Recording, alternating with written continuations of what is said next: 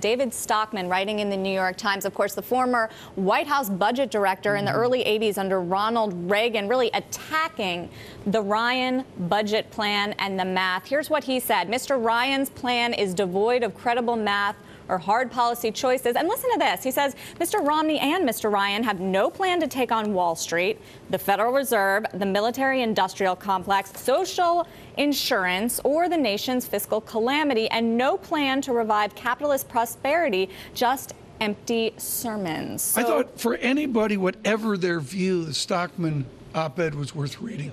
Absolutely. It's one view, but he has such a historical construct here. And it's also broadened out from just what he calls the fairy tale budget plan to some of the other issues related to capitalism, related to some of our nation's economic policies, which he says are not addressed by not only Mr. Ryan, but Mr. And Romney. we'll talk to Josh Roser and Michael McKee about this in a bit. Matthew Dowd later. Scarlet, what do you have this He's morning? got the credibility to really talk about this. Well, U.S. politicians and all this focus on reducing the debt burden, it's all an attempt to avoid going down the path of Japan, because that's an example that no one wants to follow here.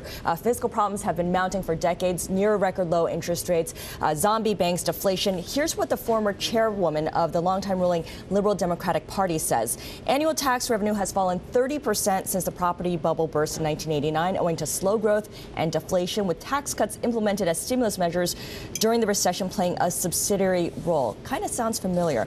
The only reason that Japan has been able to sustain its fiscal position is that 93% of its debt is domestically held. And that's been the big dividing point between Japan and other countries in the world. But Japan may soon be at a tipping point as well, with the demographics and they've not got the capital flows where they're going from surplus to deficit as well. That's what we mentioned Barry Eichengreen earlier, this idea of flows being just as important as the economic data. Well, the financial repression means that Japan's low interest rate policy has the yen soaring as a safe haven.